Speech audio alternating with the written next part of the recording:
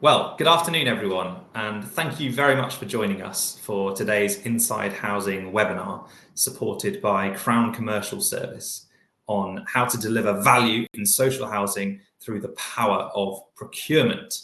My name is James Riding. I'm the Chief Reporter at Inside Housing, and I'm delighted to be hosting at least 3, hopefully 4, impeccably credentialed experts from across the world of housing associations, law and procurement. They're going to be helping us to answer some really critical questions facing social landlords.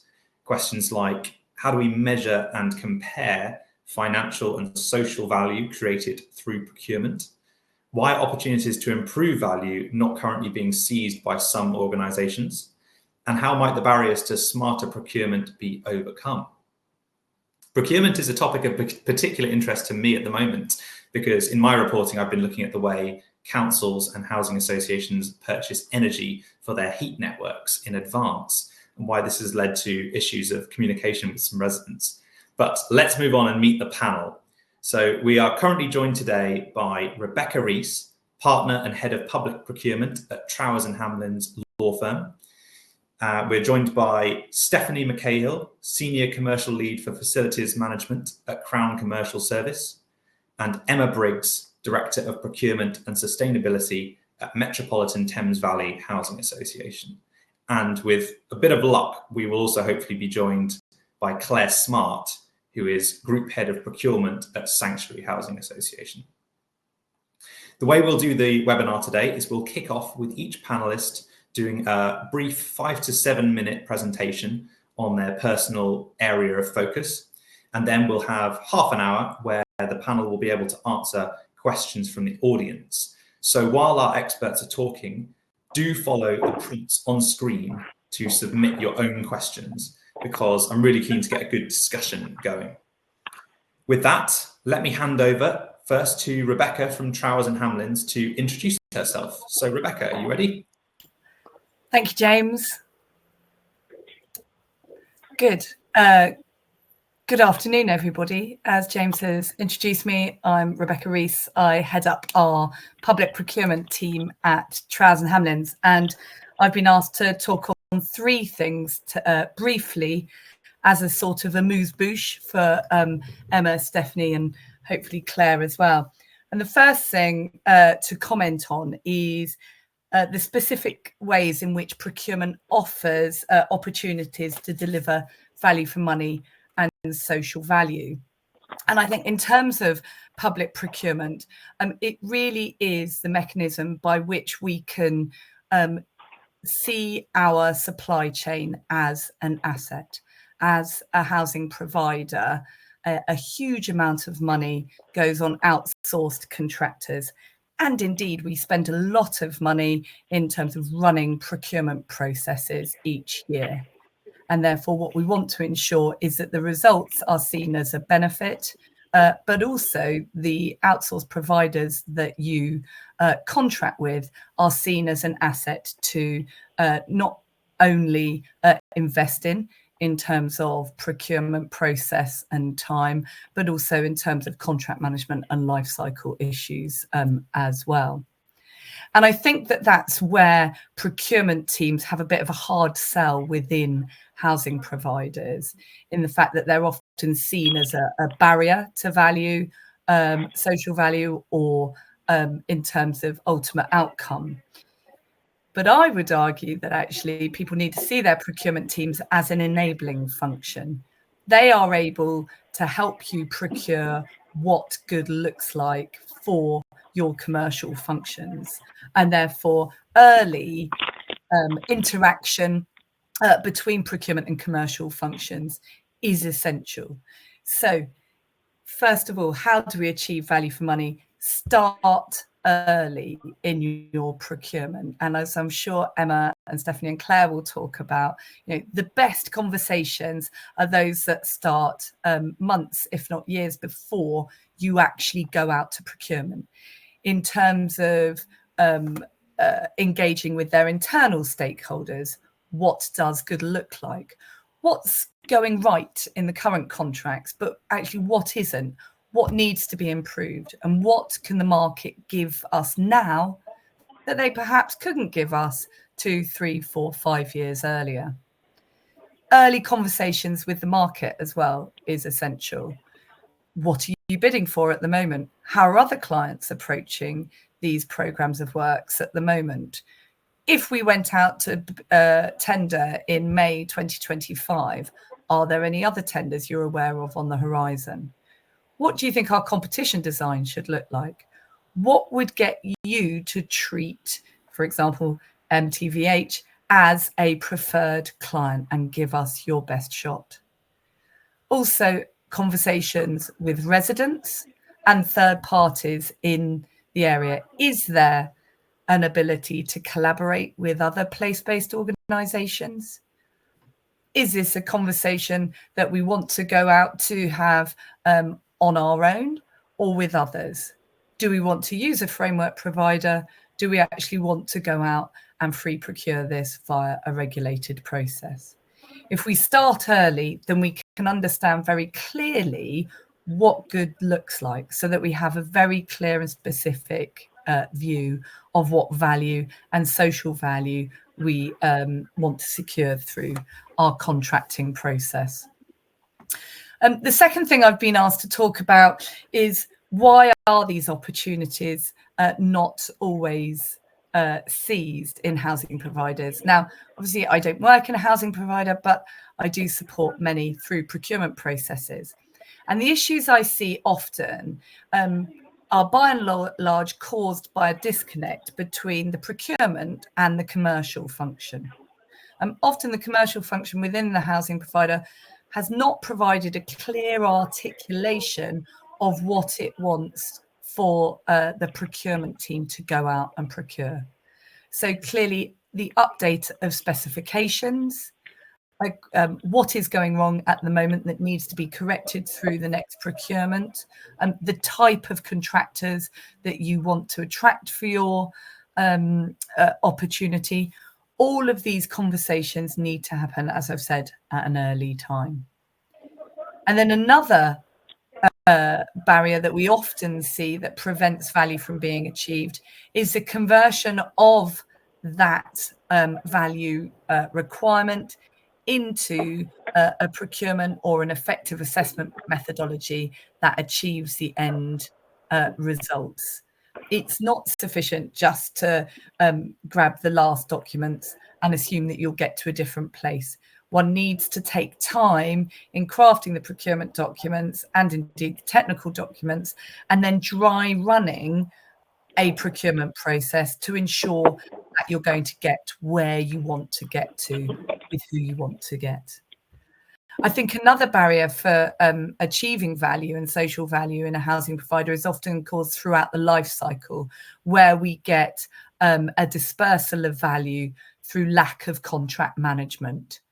You will have got, or your procurement team will have got, a whole load of gold nuggets through that procurement process that should be encapsulated in the contract and then managed and monitored and enforced again throughout the life cycle to ensure that the supply chain is giving you what they promised at the tender stage and what they promised to give that won them the contract in the first place. So again, effective contract management is key in order to ensure that value for money and social value is secured for a housing provider.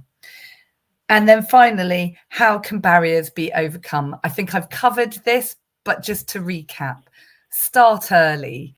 Timing is everything, and actually informed and articulate conversations between the procurement, the commercial function and the residents can really help inform and secure that value for money, not only at the procurement time, but through the contract management time as well. Finally, effects of the Procurement Act on all of this conversation. Personally, I don't think we can change legislation and affect any change in culture or capacity. That has to come separately. It's not the change in legislation that achieves that. It's actually all of the learning and the development and the fantastic conversations like this webinar that we are having because procurement law is reforming. I think that reform shows that procurement is powerful. How, who, and when you spend your money is as important as how much you spend. So I think the major benefit of the Procurement Act is that it's enabled conversations like this to take place between people that might not have thought that procurement was of interest to them in the first place. Thanks, James. Many thanks for that, Rebecca. Great summary. And it looks as if I can't see Claire has arrived. I can't see her face here. So we'll move on to Stephanie. Stephanie. Lovely, thank you. So my name is Stephanie McCarhill. I'm a senior commercial lead in the FM category at Crown Commercial Service. So here are my slides. Lovely, thank you. So next slide, please. So I thought it would be really useful just to kind of give a quick summary of the challenges faced by the housing sector, which you will all know about, I am sure. Key headings, housing development being one of them. Government targets to build 1.5 million new homes over the next 5 years. Regulation, with the new regulator who has been appointed, and the tenant satisfaction measures, which have been around now for about a year. And the recent results have shown that tenant satisfaction is driven by repairs received. So 64% of tenants are dissatisfied with the overall service, and they cited the repairs as the reason for this dissatisfaction. Asset management, the decent home standard applying to that, is the English Housing Survey found that in 22-23, 1 in 10 children are living in non-decent housing. In 2022, 15% of homes failed to meet the decent home standard. We all know about the issues around damp and mould, which haven't helped that. You know, the housing associations are under immense pressure to meet those decent home standards. Remediation, social housing remediation strategy will be launched in the spring of next year. And there is a 2029 deadline for high-rise cladding fixes. So there's lots and lots of challenges faced in the sector. Next slide, please. So what is value? So I think one of the things that I know Rebecca's just touched on, it's about having that broader kind of understanding of procurement being an enabler, and being more of a commercial provider rather than just procurement. So it's understanding the market, it's understanding the suppliers within that market, and it's understanding what they can deliver and how they can support the challenges that you as landlords and housing associations are facing. I think it's also fair to say that in the past there's been too much emphasis on MEET, which is the methodology to evaluate tenders, being the most economically advantageous tender, and also lowest price being a way of evaluating tenders in the past, always with the kind of priority being around cost and price rather than the value that that contract, that procurement can actually bring. So the Procurement Act 2023 will change this, and it will be based on the most advantageous tender, or MAT. So procurers can prioritise social value, quality and other public benefit over price. So much more about the value element of your contract rather than, you know, the price and what you're getting for your money. That is important, but it's not the priority. So value can be delivered in a number of ways in the housing sector. These are not exhaustive. So innovation, looking at the supply market to support you with implementing measures can actually help you meet those decent home standard regulations, look at meeting those tenant satisfaction measures and actually improving tenant satisfaction, looking at ways in which you can have more cost-effective housing stock using smart technologies. Social value, so looking at the themes such as tackling economic inequality, looking at business growth, looking at how the supply market can actually support not only measures but also how you can support that the sector as well, the suppliers, in terms of SMEs, local SMEs who can bid for work. I think also it's fair to say that there has been problems in the past with particular specialist trades, heat pumping engineers, for example. So it's looking at using social value to encourage suppliers to bring in more apprentices, to train them up in those trades that are really difficult to get hold of, which will help that social value.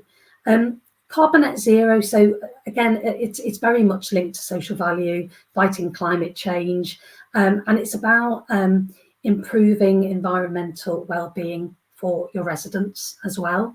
But it's also looking at how you can build in, again, innovation to reduce reliance on, carbon and the emissions that come with it.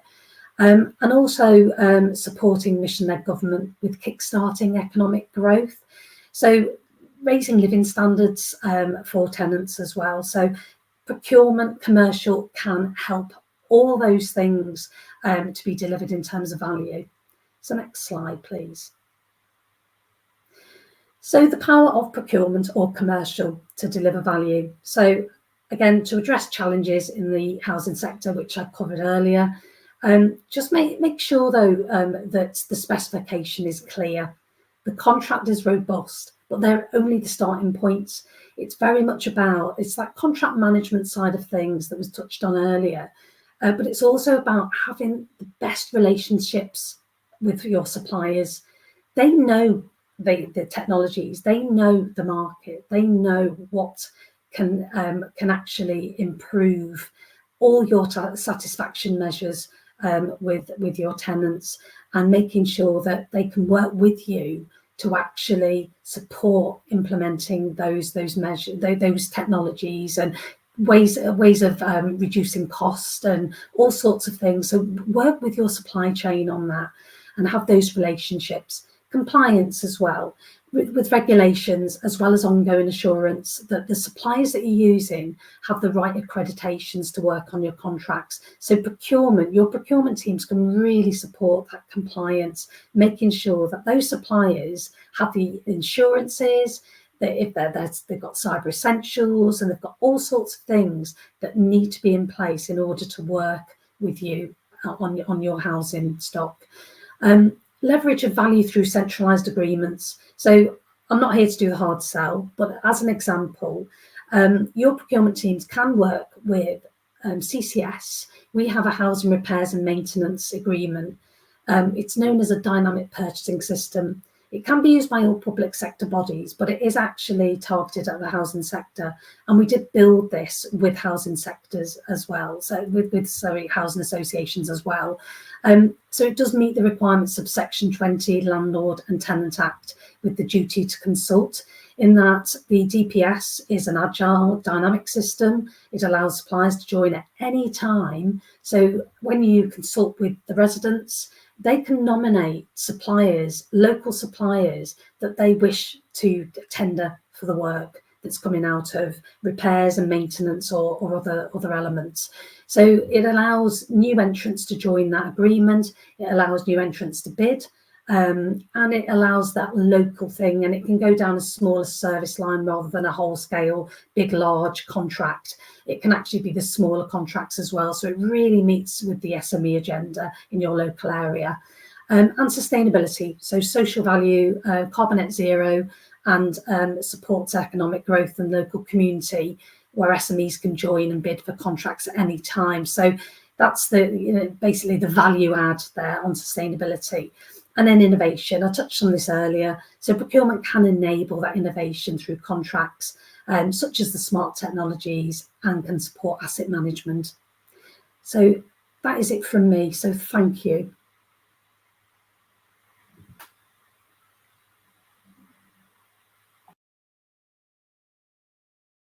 Oh, just need to unmute. Brilliant.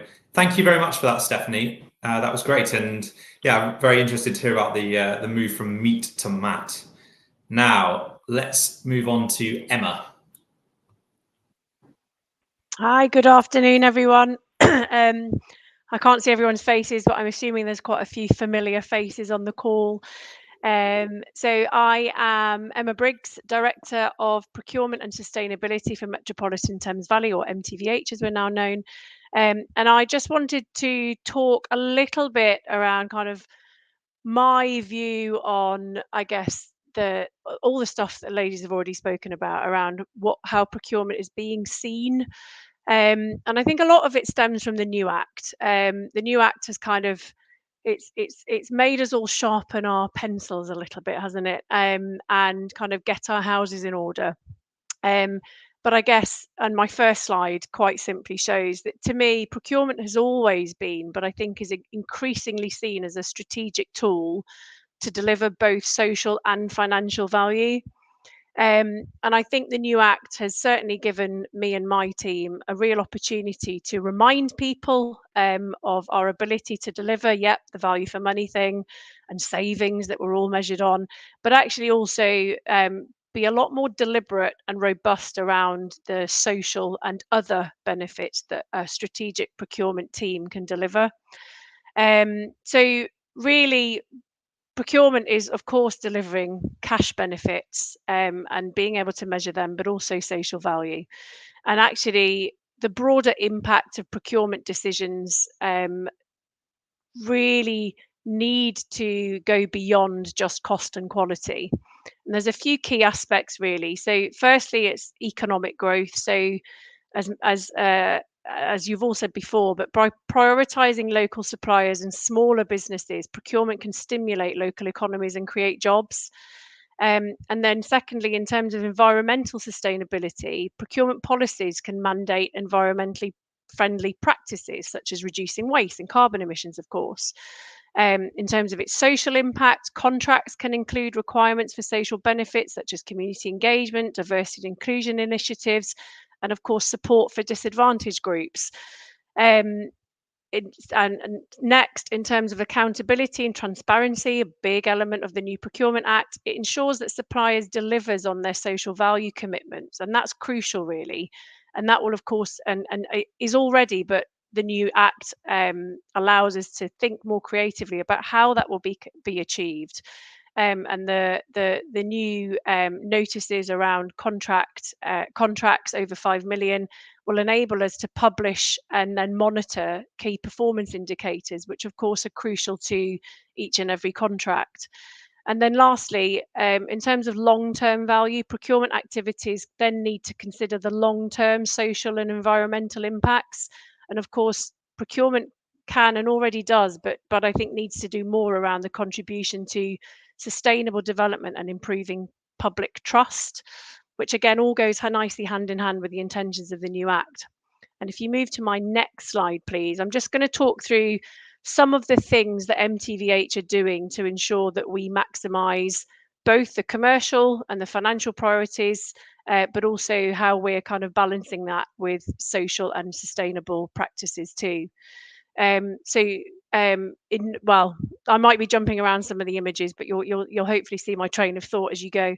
So in order to prioritise local suppliers and small businesses and ultimately stimulate those local economies and create jobs, we've partnered with ProcureCo. So ProcureCo is the UK's first early market engagement tool, which focuses on removing and reducing barriers to SMEs. And ProcureCo offer an online platform which connects buyers and suppliers. Quite simply, it's like a matchmaking tool.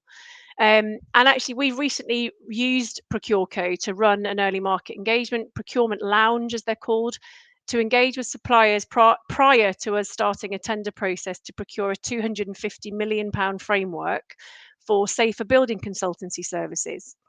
And it was incredibly successful. We actually ended up engaging with about 50 suppliers, many of which were unknown to us previously and were in the main SME organisations.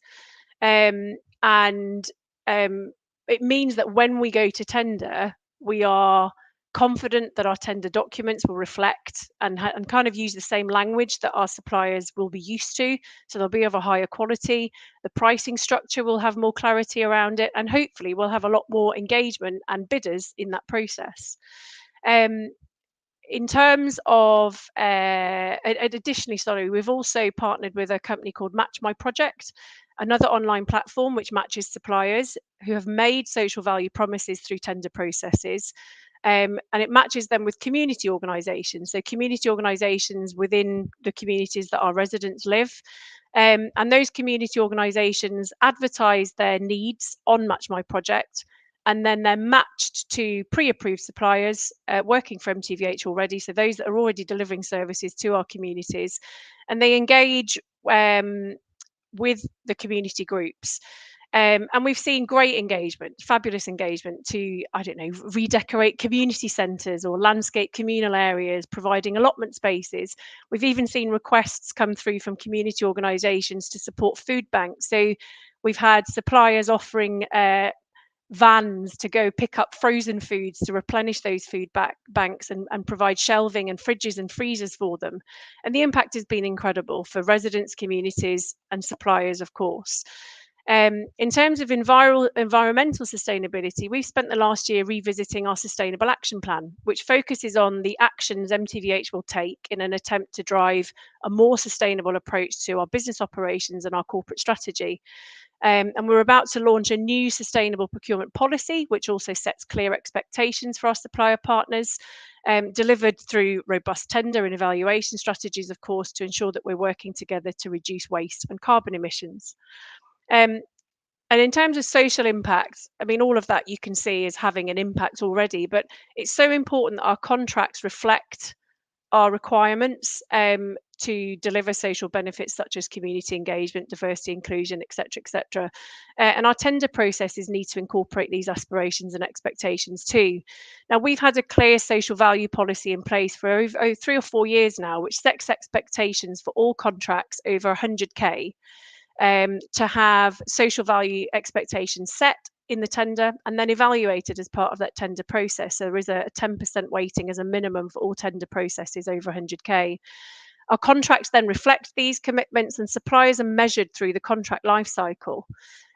Now, as you all know, much of the contract management in the housing sector is done by contract managers out in the business, but the new Act sets to change some of that, in that procurement now need to publish notices, so we need to know how well those contracts are being managed. And to that end, we're about to launch a new supplier relationship management strategy, much like the private sector has quite frankly done for decades, which seeks to engage our suppliers specifically to deliver an improved relationship, so getting the right people in the organisations at the right level talking, but also identify those measurable benefits.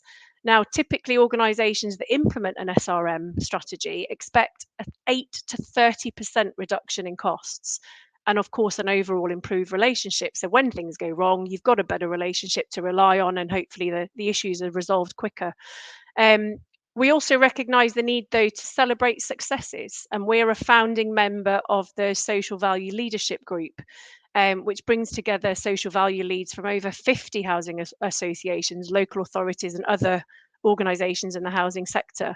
The latest award ceremony was held last month, and we were incredibly proud that Pinnacle, one of our strategic suppliers, received quite a significant award for their work to deliver social value to MTVH communities and residents. In terms of accountability and transparency, we obviously need to ensure that suppliers then deliver on those social value commitments. So the SRM strategy will help with that. But of course, we need to be setting the right SLAs and monitoring key performance indicators. So as I've mentioned, the new Act sets those expectations for certain contracts.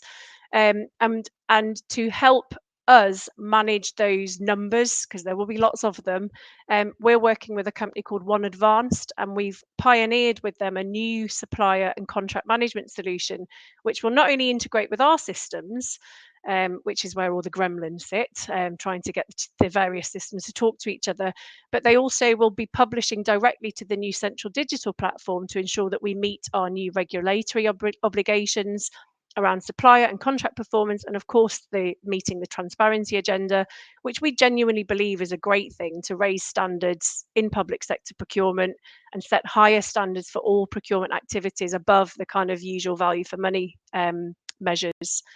And then lastly, by considering the long-term social and environmental impacts, procurement can clearly contribute to sustainable development, improve public trust. The way we've done this, on top of everything I've mentioned already, is by applying for and being incredibly successful, certainly this year, in achieving front-runner status from Ritterwald. And we're the only housing association in England to have achieved front-runner status for all elements of the E, S and G agenda.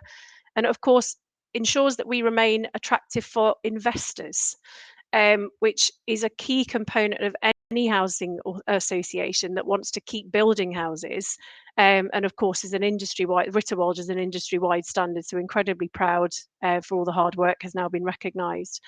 So hopefully you can see, I've jumped around a little bit, but hopefully you can see the way in which we've tried to deliver both the kind of standard value for money and savings that procurement teams are often expected to do.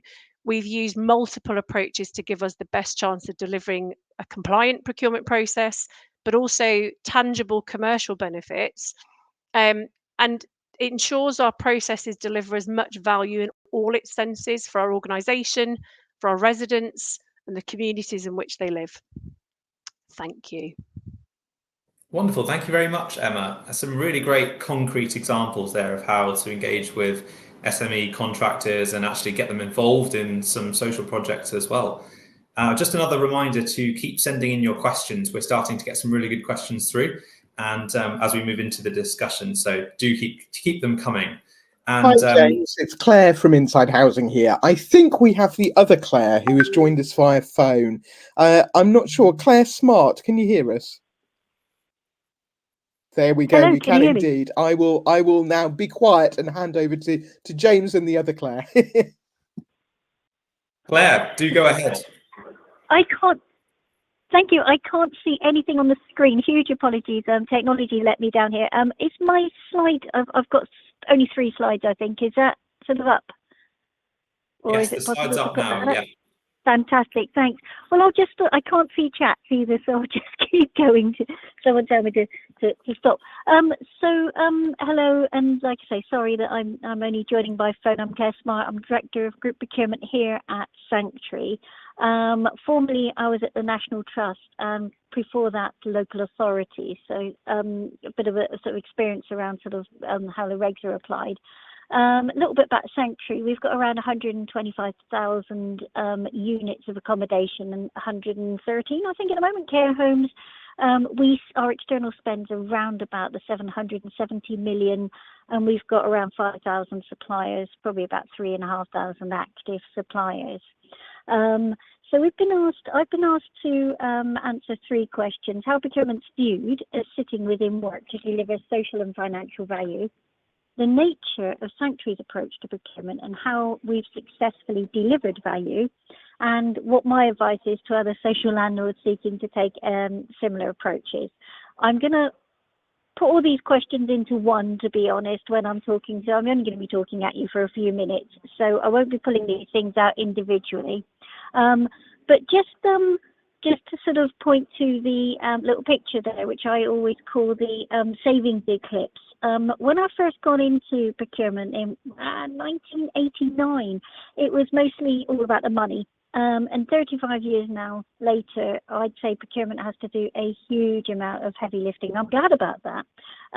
But if we're not delivering the 5 things, the 5 benefits that you can see on that slide, then I don't think we're doing our jobs. But sometimes we do get still too focused on the pursuit of immediate cash savings, and we don't deliver the bigger benefits of equality, managing risk for our organisations, efficiency, the policy. And through policy, I also mean social value, environmental policy, and of course we do have to deliver the other value. But for me, like the value for money, but for me, value means delivering all of those 5 things. We can't just talk about value as delivering money anymore. So if we go to the next slide, which should be value for procurement process and a very simplified view of the procurement cycle. which you've all seen before. Now we can play around with where these things are delivered around the cycle, but if we narrow that cycle down to just the sourcing, obviously we're going to really struggle to deliver anything but competitive savings. And obviously that gives us a law of diminishing returns. The first time you tender, you get some big savings, second time less, and so on and so on. Now, I'm guessing most of the people on this call would agree that to deliver real value, we have to be in on that planning stage. We have to be talking to our internal clients, and things that Rebecca was saying about how we have to be speaking to our commercial teams to ensure that we're really being able to explore how we deliver the big savings, the demand management savings, the innovative savings, efficiencies, and also those key policy agendas. And also we have to have some view around the management side, so we ensure that our contracts deliver on the promises we make through the procurement, as Emma was just saying around the new Act. But my view is that this cycle has some huge limitations. So if we can go on to the next slide, which should be a really busy slide with lots of boxes on it. I'm assuming that's there, so if it's not, please just shout at me. My view is that we spend far too much time focusing on the tender and the procurement cycle, and I think actually both Rebecca and Emma sort of alluded to this, is that actually once we've got to the tender process, if a lot of things aren't in place, then we've probably set ourselves up to fail, and we need to start finding time to move away from the tender process, to move away from spending all this time to just be compliant, and really start building some strong foundations that cycle, that procurement cycle sits on top of. And I think at the moment, we included in Sanctuary, we've got that balance wrong. So if we all agree that we've got to deliver those 5 things, that value means those 5 things, then we need to go back to the brilliant basics and say, what does that foundation look like? And that's what we're trying to focus on here in Sanctuary. So just starting with that clear strategy is the first basic. We can't tender in a vacuum. We've got to be linking our tenders to our long-term plans. So if we're not there at the top table, we're not going to be engaged in those long-term plans. And we have to be able to inform those plans as well with what markets are doing. So certainly at Sanctuary, we're developing a procurement forum which is exec-led, so that procurement is absolutely at the top table and having those strategic discussions. And similar with social value. We can't just deliver social value in a vacuum. I know so many times we've looked at tenders and just said, how much social value are you going to deliver? And we'll give it a number of points. What we need to do is make sure that the social value we are delivering links with the social value we want at Sanctuary. And I was really pleased to hear Emma say that that they're implementing Match My Project. We've done that as well. And what it's enabled us to do is to link the social value to the specific projects that we think we need at Sanctuary, for Sanctuary in our local communities, so that it actually, again, it's connected to our own strategies. And also, we are supporting our suppliers to calculate their carbon as well. So again, it's linking our procurement to specific strategies in the organisation, not just saying we want more of this stuff. We can't really describe what this stuff is. We have to develop excellent relationships. I mentioned that we've got 5,000 suppliers. We don't just need to be able to call on them or any other suppliers when we drop a tender on them every few years. Most of what we do or spend it, we do it through our suppliers. We've got this massive army that we can harness at any time, not just during a tender. Also, as we know, the reputation we get in the market is not just confined to the suppliers that we're tendering with at the time. We have to create that sort of ripple effect in the market. So, for instance, we harness the power of our suppliers through a social value project that we called Welcome Home, where we went to our suppliers and said that we really want to be able to provide things for our tenants when they move into properties, carpets or curtains or those sorts of things. And the suppliers were amazing, and they all gave amazing resources to help us deliver a whole pack in response to people that were moving into our properties and help meet our sort of Welcome Home project. We also need to move away from, nuisance suppliers. We can't have hundreds of suppliers that really just want to exploit us, the sort of supplier preferencing project. model, we need to be making sure that we're as core to as many suppliers as possible, which means not just thinking about tenders, but actually managing these excellent relationships. We're doing something at Sanctuary which we're calling buyer of choice, where we're speaking to all our departments, not just procurement. We don't want it to be seen as a procurement issue, saying why would people do business with us? One of the other things is paying them on time as well, but we're also going out to our whole supply base and saying, what do you think of us? What would make you want to work with us more, or recommend us to people? And this is a big initiative that we're going to be doing in Sanctuary over the next year. And one of the other things is, which is key to all of us in housing, is our voice of our customers. We can't just develop that at each tender. We have to make sure that we've got a pool of engaged customers, that we've got effective mechanisms to hear their feedback all the time, not just when there's a tender. We've gone into a process where we've got an external organisation that's trained a group of our tenants to actually be really good at helping us develop tenders and analyse bids, and really be key to our procurement strategy. And we'll be keeping that going and widening that pool so that we get a really strong, real customer voice in our procurements, which is quite often missing. I know I will have to gloss over a few of these, but again, it's about making sure that we've got engaged people all the time. When we've got, again, new acts going to probably enforce a lot of this, but when we've got people evaluating bids, we don't want to just pull them in when there's a tender. We need people engaged in what the procurement process means throughout the whole, all the time. And our teams need to make sure that they've got the soft skills to be able to deliver an agenda throughout the time, not just when we're tendering. And the last thing I wanted to just mention is the great comms. We have less people tendering than we used to. I remember back when I first started tendering, you start letting huge tenders and you've got people sort of, biting your hand off for them. Now we've just let a £50 million tender, a £50 billion annual tender, not got that many bids. We need to be selling ourselves, and that's not a process that starts and stops with a tender. We need to be starting to think about our brand. Why is it great to work for Sanctuary? And that's another thing we're linking with our customer of choice. We need to be looking at how we present ourselves. How many of us have got out-of-date websites? And looking at our websites, if we looked at it now for fresh eyes, how much do they help our suppliers? Is the supplier bit buried somewhere? When bearing in mind that most of what we do through our suppliers, how big do we really tell them? How important do we make them feel? To summarise, really, for me, I think getting the tender process right is obviously important, but we can't lose sight of what really adds value. And I might be an optimist, but I'm hoping that the new Act's really going to allow us, and Emma mentioned this as well, a more streamlined, simplified process that's more consistent. It's allowed us to lift the bonnet and really look at how we do that. I think it also will give us a higher profile in our organisations to allow us to have those strategic conversations. And then I think we all need to consider how we give ourselves the space and energy to move back to the brilliant basics and allow those platforms for the procurements to just happen. And that was all I had to say. Thank you.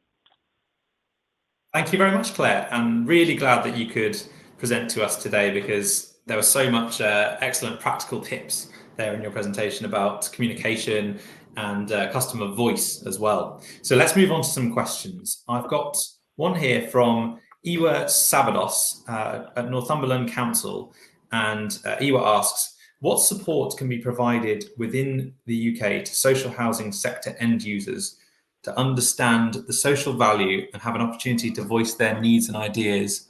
How SME providers could be educated on social value, what is expected, how to measure it, how to fill the social value submission for tender, and some examples to make it more transparent. So maybe that would be one for Emma, perhaps, who was talking about particularly social value.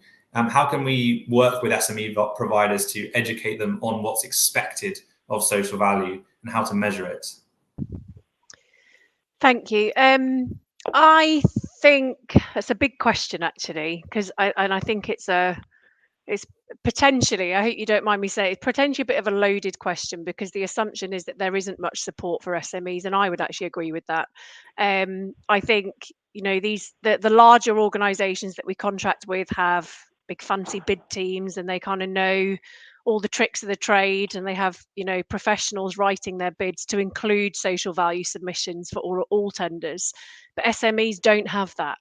And I think it is incumbent on us as procurement practitioners and procurement professionals to help small and micro businesses be more articulate when it comes to social value submissions, for when it comes to tenders specifically. And I think the ProcureCo platform is another plug for it, I'm afraid. But it is genuinely a fantastic platform which intends to offer training, advice, coaching for SME organisations, connecting them directly with buyers to, yes, talk about the specifics of a procurement project and the expectations that we have and the needs that we have to deliver good stuff in our communities and for our housing stock, whatever it might be, but also to educate them as to what good social value commitments and excuse me, and promises look like. There is actually, though, a wealth of information available for any organisation, often free, around social value and sustainability commitments. So there's an awful lot that SMEs can do to kind of educate themselves. But I do think part of the responsibility sits with procurement teams and some of the bigger suppliers, quite frankly, because, you know, delivering social value is genuinely value for all of us, and there's that nice feel-good factor too that the individuals involved get when they are using their volunteering days or whatever it might be. I guess if there's any specific suppliers that think they need help, the first thing they should probably do is ask how they can get involved, ask how important it is to specific tenders. You know, going back to that meat versus mat, how important is a social value element of a tender? And I think it's important for us as procurement people to be really clear about our expectations in the initial early market engagement. Like Rebecca said, we need to be talking months, even years in advance sometimes around what our expectations are, and using those discussions to formulate and tweak our needs so that when we're ready to go to market, we're much more clear around what we're looking to achieve. The big question, I have not sure I've answered it fully, because I'm sure there's lots of other opinions out there from the panel and other people on the call, but there's just some of my ideas. I think, sorry, one you've mentioned how to measure it via the TOMS framework. I mean, TOMS is a great tool, yeah, quite complicated, but it is a great tool to kind of monetize the social value commitments that suppliers are being asked to make and ultimately make. Match My Project too is a great way of helping us to measure the impact that we're having. But also, you know, reach out to your residents, ask them what they look for, ask them what really matters to them, because what we might determine as social value commitments and priority commitments might not actually mean much to our residents. So I think it's really important that you have people in your associations that are engaging directly with residents to hear their voice, understand what matters to them, so that we can actually deliver value that means something to residents.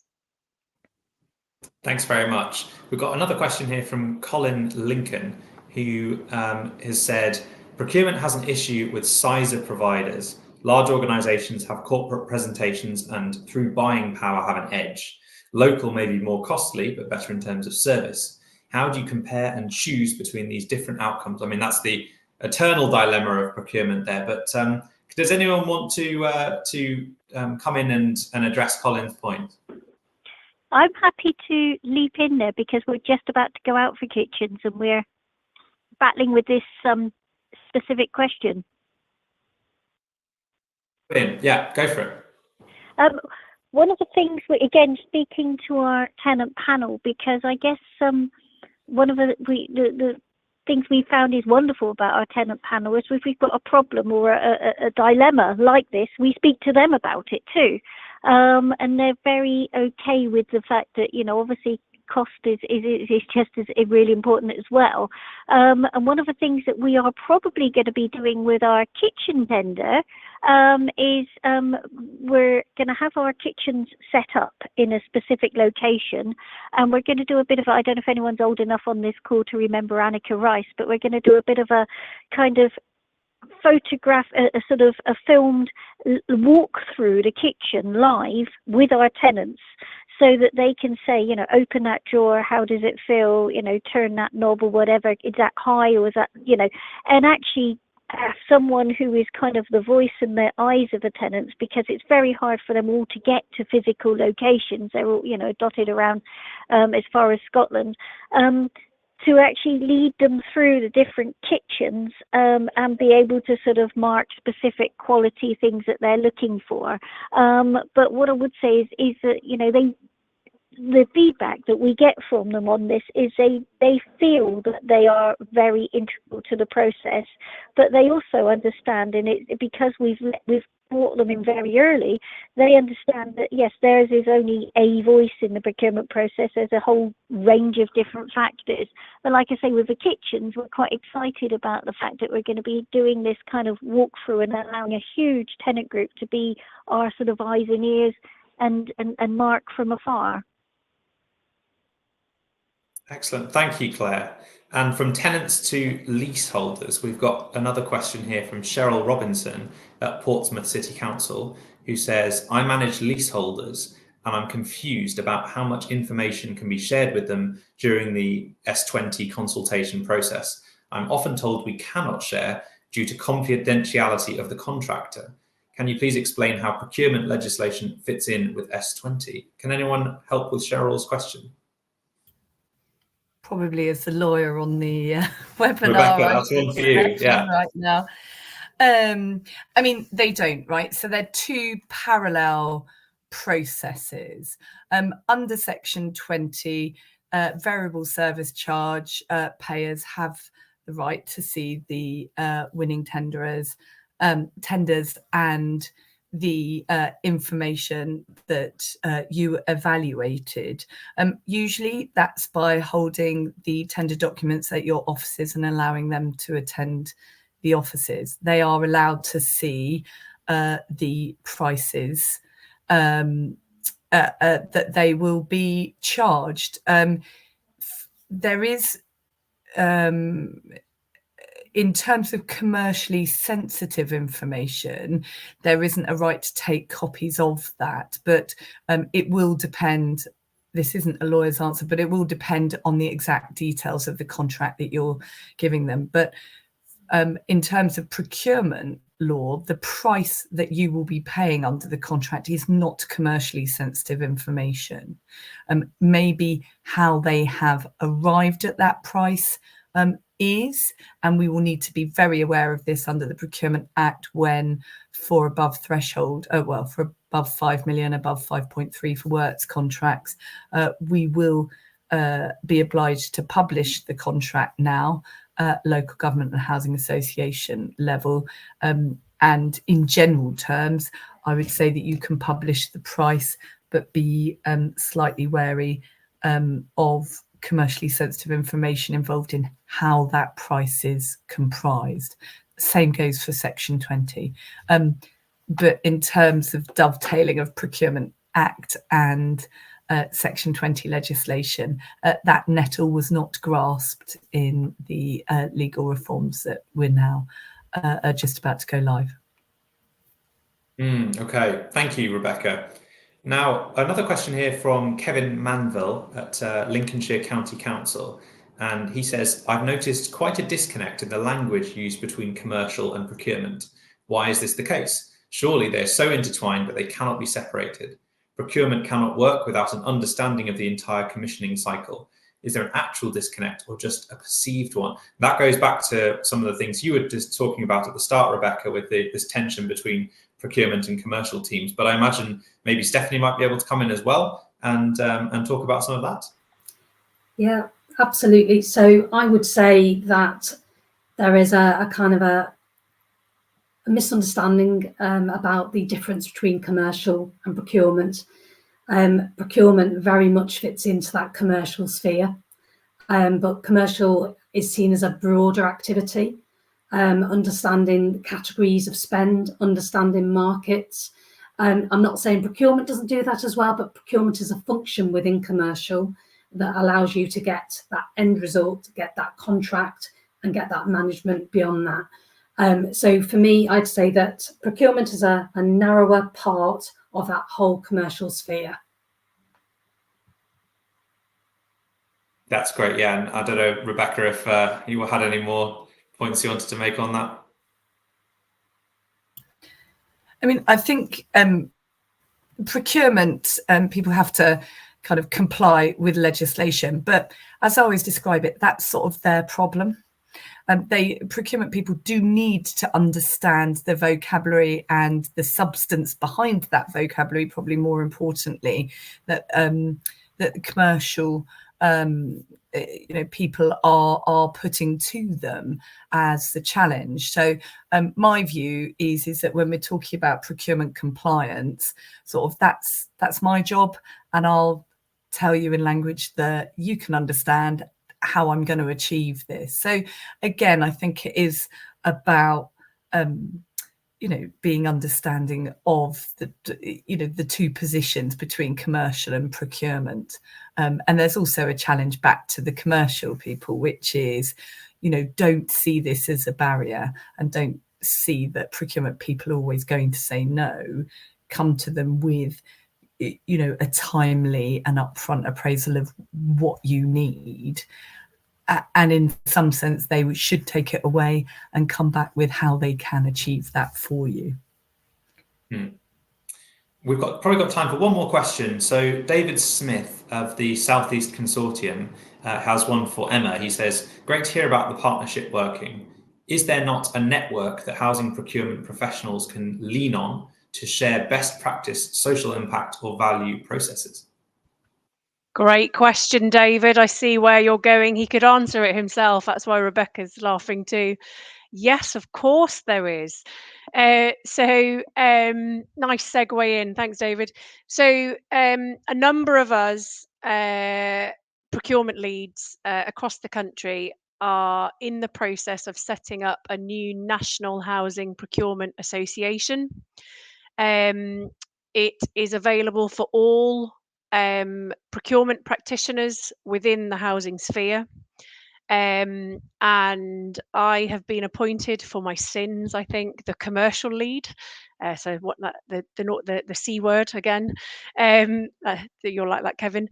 I think what the National Housing Procurement Association is intending to do is to create a community where procurement professionals in housing can come together and feel part of a community, because they do exist for other sectors within the public sector, other disciplines, if you like, but there wasn't one for housing specifically. And it all came about from John Wallace, who's our special point of contact for the Cabinet Office, who was pulling together lists of housing associations to help the Cabinet Office ensure that they were communicating the basics from the very beginning around the changes that the new Act was bringing. And John saw an opportunity to create something quite special, actually. And so the National Housing Procurement Association, or the NHPA as it's become known, has been set up. We have soft launched it really at as many events and webinars, and here we are again talking about it, as possible. But it really will, it aims to bring us together to create a community of procurement professionals specific to housing. And of course, we will be able to share all our best practices and perhaps those not so good that we can learn and develop from, but also around the social impact and the value processes that exist within the procurement landscape overall.